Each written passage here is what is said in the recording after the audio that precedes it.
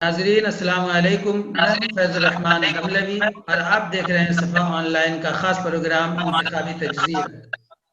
हमारे साथ मेहमान हैं नौजवान आलिम दीन, मिल्ली समाजी कारकुन इरफान फलाही साहब। आप बेनीपट्टी असेंबली हलका के गांव मिघवन से ताल्लुक़ रखते हैं। इरफान साहब आपसे जानना चाह रहे थे कि आपके असेंबली हलका में अवामी रुझान क्या है? बेनीपट्टी 32 विधानसभा से आता हूँ और वहाँ पे अवामी रुझान जो है वो गठबंधन की तरफ है। सारे ही लोग एकमुश्त होकर के गठबंधन का सपोर्ट कर रहे हैं इस वक्त। जी। अवाम में जो एक वो होता है हिंदू मुस्लिम, ये इस तरह की भी कुछ रुझान नजर आ रहे हैं क्या?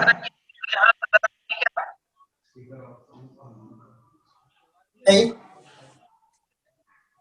अवाम अवाम में हिंदू मुस्लिम का बड़ा रुझान हुआ करता था इससे पहले, तो अभी क्या रुझान है? अभी जो है हिंदू मुस्लिम का रुझान है या लोग इससे निकल करके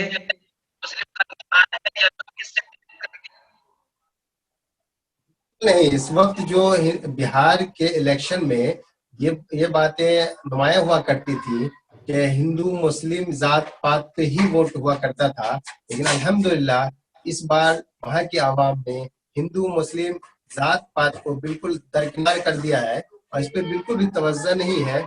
इस बार जो वोट डलेगा वो शिक्षा हेल्थ इन चीजों पे वोट डलेगा। जात पात बिल्कुल कोई मायने नहीं रखता वहाँ की आवाम के लिए इस नौजवान इलेक्शन क्या में। चाह रहे हैं? नौजवान का क्या रुझान है? नौजवान बस शिक्षा चाह रहे हैं, हेल्थ को बेहतर चाह रहे हैं। नौजवान तब्दीली चाह रहे हैं, वो भी ये चाह रहे हैं, उब चुके हैं नीतीश कुमार से। वो ये चाहते हैं कि एक तब्दीली आए और तेजस्वी यादव सामने आए, क्योंकि वहां पे शिक्षा की जो हालत है वो बहुत बुरी है। दिन ब दिन शिक्षा के स्तर में गिरावट ही देखी जा रही है। पहले भवन की कमी थी, तो अब भवन और शिक्षक दोनों के होने के बावजूद लोगों के नजदीक इसका स्तर इतना गिर गया है कि लोग सरकारी स्कूल में अपने बच्चों को भेजना पसंद नहीं करते हैं। जानना ये चाहेंगे जनप्रतिनिधियों को जानना ये चाहेंगे कि भवन मौजूद है लेकिन तालीम नहीं हो रही है, तो इसमें दो बातें आती हैं। एक तो ये है कि प्राइमरी एजुकेशन होता है ना, प्री प्राइमरी, प्राइमरी और हायर एजुकेशन। तो कहाँ पे कमी नजर आ रही है? प्री प्राइमरी, प्राइमरी यानी ये कि हाई स्कूल करने के लिए बच्चों को परेशानी हो रही है, ये क्या है? वहाँ पे शिक्षक हैं, वो इस काबिल नहीं है कि वो बच्चों को पढ़ा सके। बस उन्होंने फर्जी डिग्रियां ली है और उसके ऊपर उन्हें नौकरी वहाँ पे मिल गई है। मैं इसीलिए कहूंगा कि जनप्रतिनिधियों को इस पर बहुत काम करने की जरूरत है। अभिभावक, शिक्षक और समाज के तालमेल से ही ये मुमकिन है, जिसको जनप्रतिनिधि ही अपना समन्वय से रास्ता पर ला सकते हैं। हेल्थ ये और बहुत सेहत के बड़ा वहाँ मैदान में क्या चैलेंज है। काम हो रहा है? हेल्थ और सेहत के मैदान में क्या काम हो रहा है? आवाम क्या चाह रही है? हम चाह रही है कि बेहतर शिक्षा, बेहतर हेल्थ के लिए हो। वहाँ पे जो पीएचसी प्राइमरी हेल्थ सेंटर है, उसमें बिल्कुल भी स्टाफ है नहीं। वहाँ पे लेडी स्टाफ की बहुत कमी है। क्योंकि इससे सीधे तौर पर की जो आवाम है उसको नुकसान हो रहा है। वहाँ पे चिकित्सा व्यवस्था की हाल है, पूरे बेनीपट्टी में चिकित्सा व्यवस्था पूरी तरह लचर है।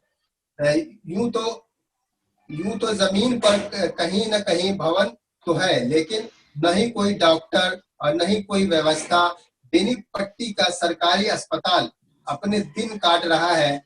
कोई महिला डॉक्टर का नहीं होना यहाँ के प्रतिनिधियों के लिए शर्म की बात होनी चाहिए। हालांकि इस दिशा में एक पहला खुशगवार कदम मौजूदा विधायिका श्री भावना जी के अनुशंसा पर 100 बेड का अनुमंडलीय अस्पताल बनकर तैयार है, जिसका काम चल रहा है। पंचायती लेवल पर प्राथमिक स्वास्थ्य केंद्र शायद ही किसी पंचायत में हो। इसके लिए बहुत जरूरी है वहाँ के विधायक को, वहाँ के जनप्रतिनिधि को उस पर काम करने की जरूरत। सड़कों की कनेक्टिविटी कैसी है? की कनेक्टिविटी जो है वो पहले से बेहतर है, क्योंकि बेनीपट्टी की मैं बात करूं तो वहां पे भावना जी जो आई है तो इन 5 सालों में उन्होंने काम काफी किया है। हाँ, इससे पहले 2010 से 15 तक विनोद नारायण झा जी थे, उनके वक्त में बिल्कुल काम न के बराबर हुआ था, लेकिन अल्हम्दुलिल्लाह इधर सड़कों की कनेक्टिविटी हुई है। मैं आपके पड़ोस जिला दरभंगा के जाले असेंबली हलके के बारे में जानना चाहता हूं कि वहां का अवामी रुझान क्या है, क्योंकि वो आपका बिल्कुल पड़ोस है, आप बॉर्डर पे हैं, तो आप उसके बारे में भी बता सकते हैं। इसलिए बहुत हॉट सीट कही जाएगी वो इस वक्त बिहार की, क्योंकि वहां से मशहूर अहमद उस्मानी खड़े हैं जो कि अलीगढ़ से है, और उनके वहां पे उनकी कदम की आहट से ही वहां पे लोगों ने जिन्नावादी बहुत सारी चीजें कहना शुरू कर दिया, लेकिन अल्हम्दुलिल्लाह वहां की आवाम समझदार है और सब लोग गठबंधन को, मशहूर अहमद उस्मानी को सपोर्ट कर रहे हैं, क्योंकि जीवेश जी से वहां पे लोग उब चुके हैं। जो पहले एमएलए थे वहां के, उनसे उन्होंने बिल्कुल भी काम नहीं किया। वो एक बिजनेसमैन है और वो अपने बिजनेस पे ही फोकस रहे, उन्होंने बिल्कुल आवाम की जरूरतों पे ध्यान नहीं दिया। बिला तफरीक मजहब आप पूरे समाज को, उस हलके के पूरे समाज को, आवाम को अगर कोई पैगाम देना चाहते हैं बिला तफरीक मजहब, तो क्या पैगाम देंगे आप? कहना चाहूंगा, ये कोई नया तजर्बा करने का वक्त नहीं है, किसी नई सियासत को आजमाने का वक्त नहीं है, ये आपसी रंजिशों को भुलाकर एकजुट हो जाने का वक्त है। अलग अलग प्लेटफॉर्म में बटे रहने के बजाय एक प्लेटफॉर्म तो मुआयसा से आगे बढ़कर सही नतीजे पर पहुंच जाने का वक्त है। मजबूत फैसला और दुरुस्त एक्शन लिए जाने का वक्त है। आम और मुश्तरक मफाद के मद्देनजर अपने खास मौक़िफ़ से दस्तबरदार हो जाने का वक्त है। कौमी व मिल्ली मसलहत पर फोकस देने का वक्त है। कौमी व मिल्ली मसलहत को जाती, खानदानी और जमाती मसलहत पर फोकस देने का वक्त है। बड़ी मुसीबत को टालने के लिए छोटी मुसीबतों को बर्दाश्त कर लेने का वक्त है। फिरका परस्त के नापाक अजायम को रोकने के लिए सेकुलर पार्टी के साथ खड़ा हो जाने का वक्त है। मैं तो वहां की आवाम से यही कहूंगा। बहुत बहुत शुक्रिया।